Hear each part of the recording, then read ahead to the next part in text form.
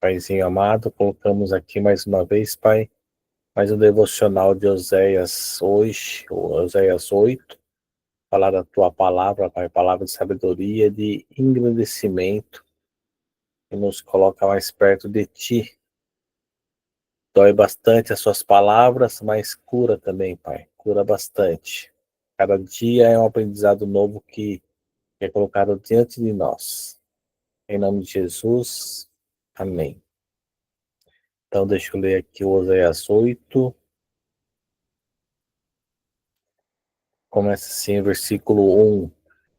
Coloquem a trombeta em seus lábios. É como uma águia sobre o templo do Senhor, porquanto quebraram a minha aliança e se rebelaram contra a minha lei. Israel clama a mim: ó nosso Deus, nós te reconhecemos. Mas Israel rejeitou o que é bom, o inimigo o perseguirá. Eles instituíram reis sem o meu consentimento. Escolheram líderes sem a minha aprovação. Com prata e ouro fizeram ídolos para si, para a sua própria destruição. Lance fora o seu ídolo, em forma de bezerro, ó Samaria. A minha ira se acende contra eles. Até quando serão incapazes de pureza? Este bezerro procede de Israel. Um escultor o fez. Ele não é Deus. Será partido em pedaços o bezerro de Samaria. Eles semeiam vento e colhem tempestade. O talo não tem espiga, não produzirá farinha. Caso produzisse o trigo, estrangeiros o devorariam. Israel é devorado. Agora está entre as nações como algo sem valor. Pois eles foram para a Síria, pois eles foram para a Síria. O jumento selvagem mantém-se livre, mas Efraim vendeu-se para os seus amantes. Embora se tenham vendido as nações, agora os ajuntarei, e logo começarão a definhar sob a opressão do Rei Poderoso. Embora Efraim tenha construído muitos altares para ofertas pelo pecado, eles se tornaram altares para o pecado. Eu lhes escrevi todos os ensinos da minha lei, mas eles os consideraram algo estranho. Eles me oferecem sacrifícios e comem a carne, mas o Senhor não se agrada deles. Doravante, ele se lembrará da impiedade deles e castigará os seus pecados. Eles voltarão para o Egito. Israel esqueceu o seu Criador e construiu palácios. Judá fortificou muitas cidades, mas sobre as suas cidades enviarei fogo que consumirá suas fortalezas. Uau, palavra fortíssima. Mas é assim, né? A gente pensa que é só naqueles tempos lá do Antigo Testamento, mas nos tempos atuais são muito parecidos. Vamos lá ver o que nós temos aqui para Oséias 8. Deixa eu puxar aqui a telinha para o lado, organizar.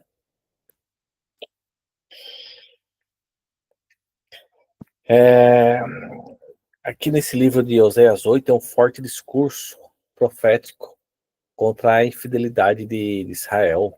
O profeta usa imagens marcantes como a de uma trombeta, né? Logo no começo, que ele já fala: coloque a trombeta em seus lábios. Uau, já começa assim, falando que lá vem, já está enviando os inimigos contra Jerusalém, contra Judá. Por quê? Porque o pessoal estava fazendo coisas que não agradavam a Deus. Então, logo no começo, a trombeta já falava que Deus estava enviando os inimigos, que viria como águia contra a casa do Senhor. Israel transgrediu mais uma vez a aliança, rejeitou a lei e agora colherá as consequências. E ali já no verso 2 dos 2 a 4, o povo clama a Deus dizendo: Meu Deus, nós, Israel, te conhecemos. Ah, como se Deus não conhecesse o coração, né, das pessoas. O pessoal fala da boca para fora, mas no coração é tudo hipocrisia. Na prática, rejeita a sua vontade. Será que isso aí a gente começa a ver se é só naquele tempo? Será que hoje em dia a gente também fala só da boca para fora, mas no coração da gente que o que verdadeiramente está se passando, está passando? A gente vai lá na igreja, adora a Deus, canta louvores, se prostra diante deles, mas no coração, nosso coração se prostra também diante de Deus. Às vezes a gente está lá só para aparecer para as outras pessoas, clamar, gritar louvores altos, derramar lágrimas, mas no coração da gente, como é que tá? Tá voltado para Deus? Deus conhece o nosso coração. O povo lá de Israel ficava falando também, né? Meu Deus, nós, Israel, te conhecemos. Não conhece, não. Escolheram príncipes e reis sem consultar o Senhor. Fabricaram ídolos de prata e ouro que resultariam em sua destruição. Olha só como é forte isso. Escolheram reis e príncipes sem consultar o Senhor. A gente traz para os tempos atuais líderes que são escolhidos na igreja para liderar as pessoas, né? Levar pessoas. Mas foi escolhido por Deus. Deus foi consultado para quando colocaram os líderes para diante de um ministério, pastores que sobem ao altar para falar da palavra de Deus. Mas será que foi levantado por Deus? Quem que foi que levantou essas pessoas? Naquele tempo lá, está falando aqui. Escolheram reis e príncipes sem consultar o Senhor. E hoje a gente consulta o Senhor também, antes de fazer alguma coisa? Coloquei hoje lá no grupo lá, que é o Provérbios do dia, né? Hoje é dia 16. Até achei interessante, coloquei ali na restauração, que fala assim. No verso 3 de Provérbios: consagra ao Senhor tudo o que você faz, e os seus planos serão bem-sucedidos. Então, tudo que a gente faz não é alguma coisa, uma coisa ou outra, é tudo. Tudo tem que ser consagrado ao Senhor e nós seremos bem-sucedidos. Então, a gente tem que tomar muito cuidado, tudo que a gente faz ou deixa de fazer, consulta o Senhor. Às vezes a gente toma a frente, a gente toma decisões por nós mesmos e as coisas não dão certo, porque a gente esquece de consultar o Senhor. A gente vai pelas nossas próprias forças, quer fazer pelas nossas próprias forças. E quando dá errado, e às vezes quando a gente não consulta, a maioria das vezes dá errado. Não tem como fugir. No verso 5 e 6, que faz referência a bezerro de ouro, símbolo de idolatria no reino do norte. Deus declara a rejeição e anuncia que aquele ídolo seria despedaçado. É muito interessante, né? Naquela época lá. Fala daquela época lá, mas sempre também trazendo para a época atual, né? As pessoas faziam deuses de ouro, de madeira, de prata. Como é que pode o ser humano fazer Deus, um Deus? Tem que ser o contrário. Deus é que faz as pessoas. E lá eles esculpiam bezerros de ouro e começava a idolatria. Olha que coisa mais louca, né? Deus feito pelas mãos do homem. Esse negócio aí, eu tô ainda martelando na minha cabeça, é uma coisa muito louca, assim, sabe? O ser humano, desde da época do Jardim do Éden, que o ser humano ele sempre está procurando alguma coisa física, visual, para seguir, né? Ele precisa disso.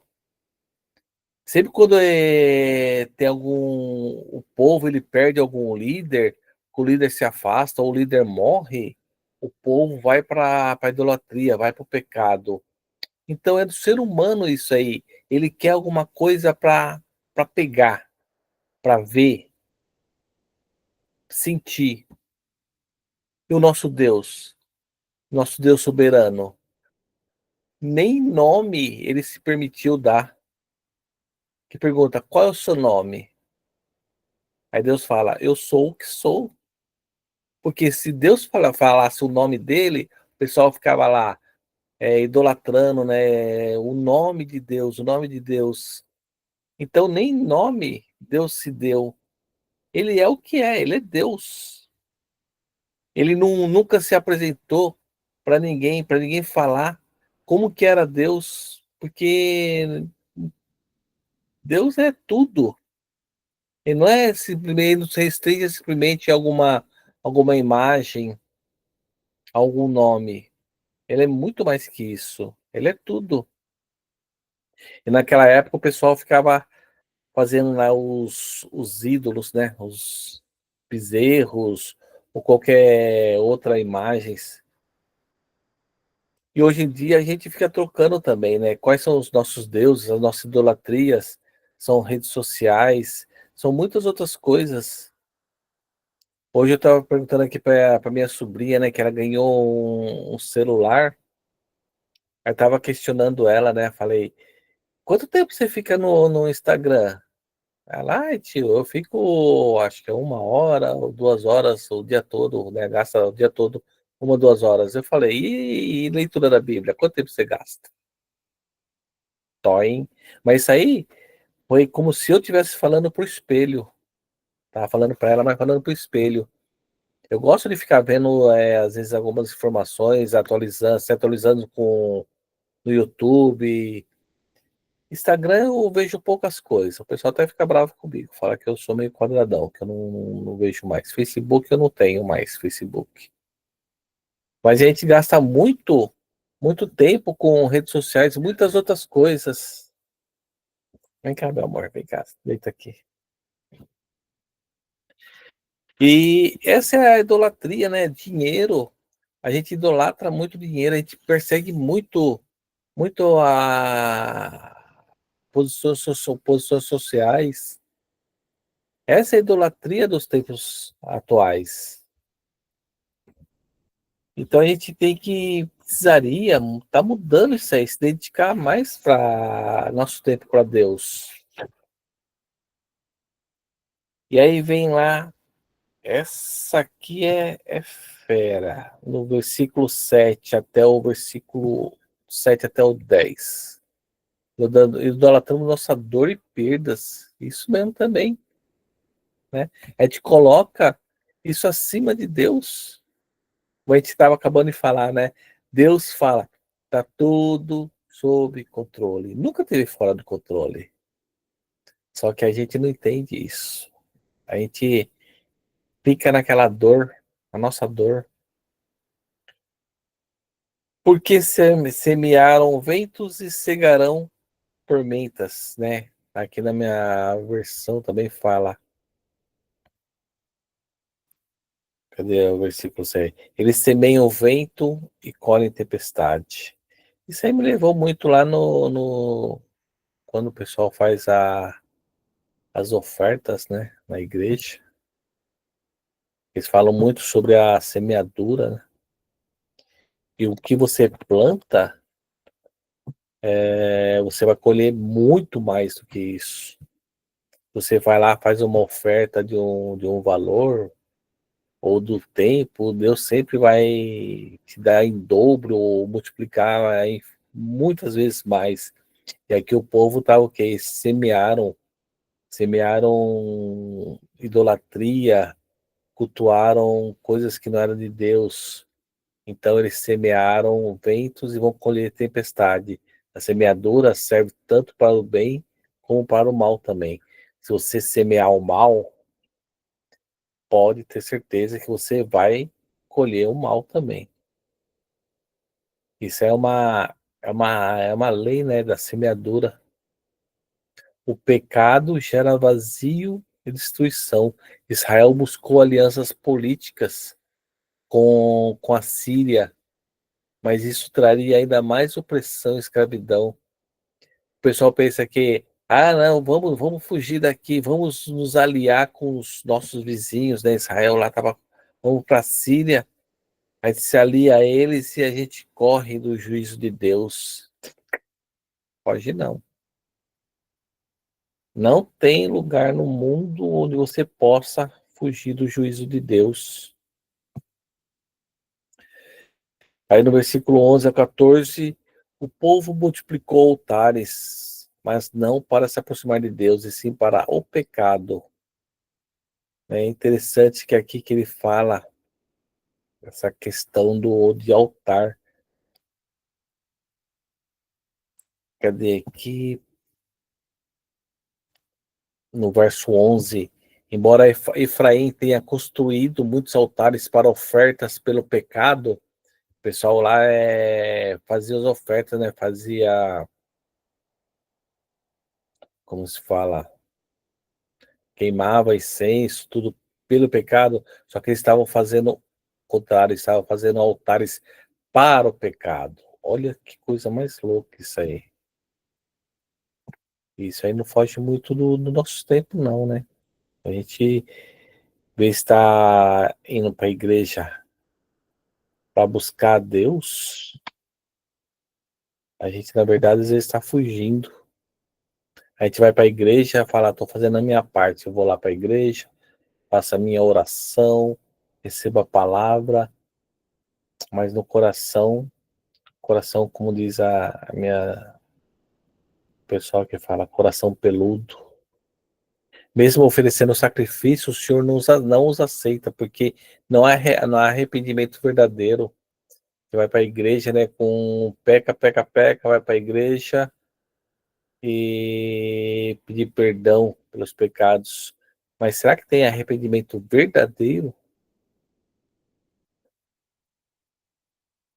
Então, aqui no capítulo 8 a gente tem então um resumão que é a denúncia da idolatria, a falsa religião, a confiança em alianças humanas.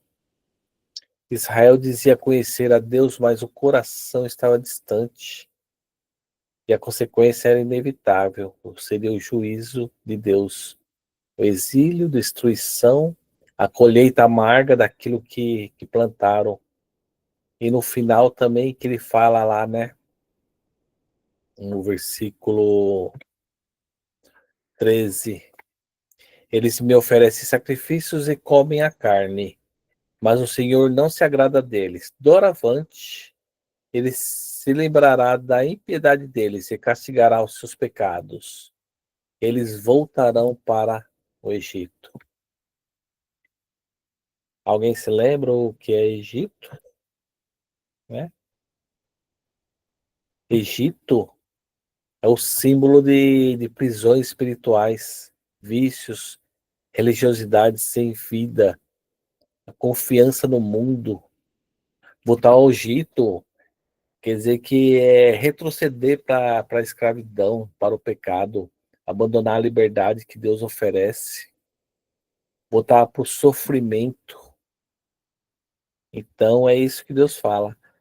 Já que eles fizeram tudo isso aí, qual que é o juízo de Deus? Eles vão voltar para o Egito. Recorrer aos que já os aprisionou, por parecer mais seguro do que confiar em Deus. Mas essa segurança é ilusória, né? Confiança no dinheiro, confiança em pessoas, confiança no status, em redes sociais. É tudo uma confiança ilusória, porque quem é que vai te trazer a verdadeira felicidade? Somente Deus. dinheiro, ele pode trazer aqueles momentos de alegria. Você pode comprar, né, alguns momentos de alegria, mas a verdadeira felicidade está no Senhor. Os vícios, os prazeres da carne, né, o materialismo, a idolatria moderna, religião sem vida, cultuar exteriormente, mas viver em cativeiro interior, sem transformação real. Tudo isso aí é o Egito. A dependência dos sistemas humanos, confiar em governos, ideologias, retornar aquilo que Jesus já nos libertou, que é vícios, compulsões, práticas imorais, enganos. Isso é voltar para o Egito. Então, essa é a palavra de Oséias 8. Né? Deixa eu ver se eu fiz aqui um resumão.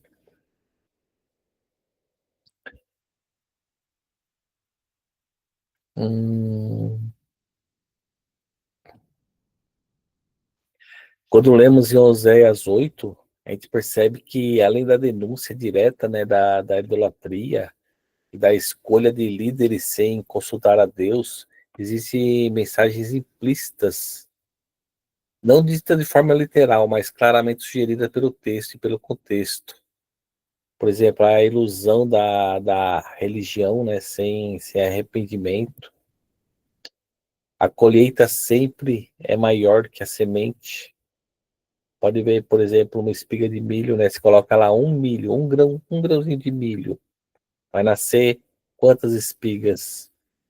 A busca por segurança fora de Deus é vaidade.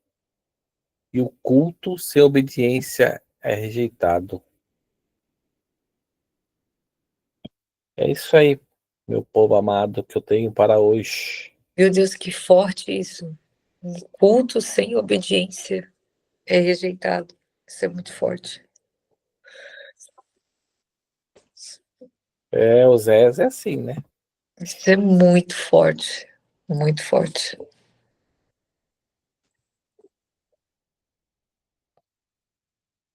Alguém vai comentar alguma coisa? Senão eu já vou fazer uma oração e a gente encerra. Então, bora lá. Senhor meu Deus, ensina-nos a não confiar apenas em nossos olhos, nem em critérios humanos, na hora de escolher líderes e guias para nossas vidas. Dá-nos discernimento para reconhecer aqueles que o Senhor levanta e guarda-nos de seguir caminhos que levam ao engano.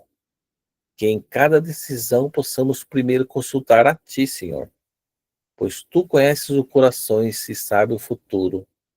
Levanta, ó Deus, líderes segundo o teu coração, que nos conduzam em justiça, verdade e paz.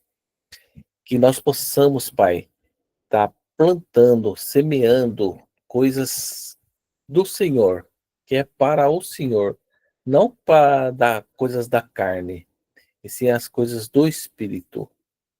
Que assim nós colheremos coisas que é do Senhor.